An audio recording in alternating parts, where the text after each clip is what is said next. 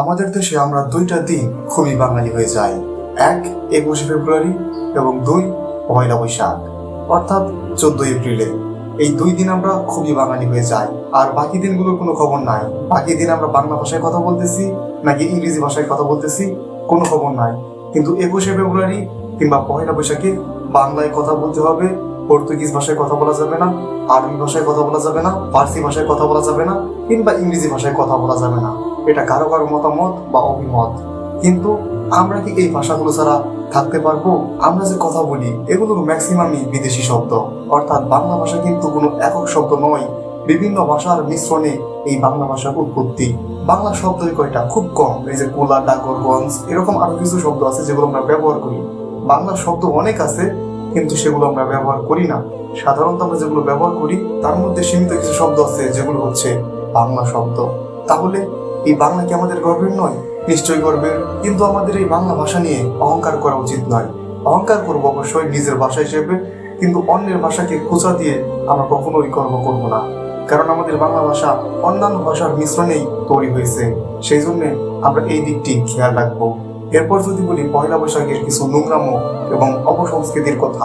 এই যে পয়লা বৈশাখে মঙ্গল শোভাযাত্রা নামে বিভিন্ন ধরনের মূর্তি বানিয়ে সেগুলো রাস্তাঘাটে কিরকম ভাবে উৎসব পালন করা হচ্ছে। পয়লা বৈশাখে এই রীতি আসলো কোথা থেকে?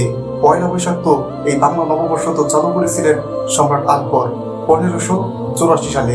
তিনি কি সে সময় এরকম কিছু করেছিলেন কিংবা তার জীবদ্দশায় করেছিলেন? করেননি। আমরা যতটুকু জানি তিনি তো একজন মুসলিম শাসক ছিলেন, তিনি তো এগুলো করেননি। তাহলে এইসব মূর্তি এগুলো কোথা থেকে আসলো? কোন ধর্ম থেকে আসতেছে?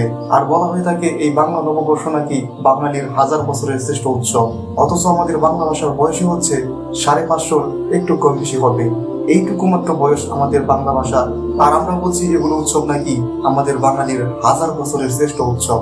অবশ্যই উৎসব, এটা কোনো আমাদের ধর্মীয় উৎসব নয়, এটা সাধারণ উৎসব, সাধারণভাবে পালন করা উচিত। নিঃসন্দেহে আমরা আমাদের ভাষাকে ভালোবাসি, আমাদের ভাষাকে আমরা শ্রদ্ধা করতে চাই।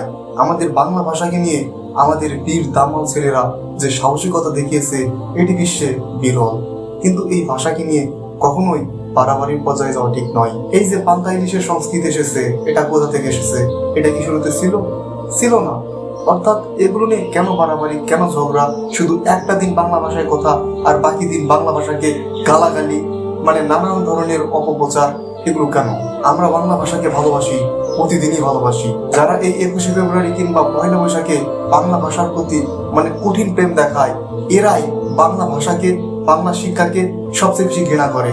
এদের সন্তানদেরকে ইংরেজি মিডিয়ামে পড়িয়েছে।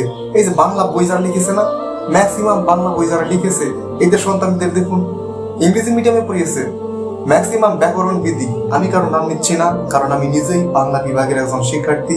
তো আপনারা যদি খোঁজখবর নিয়ে দেখেন তাহলে দেখবেন ঠিক এটাই। তো আমরা বাংলা ভাষাকে ভালোবাসবো, ঠিক যতটুকু দরকার ততটুকু। এটা নিয়ে আমরা কখনোই বাড়াবাড়ি করবো না।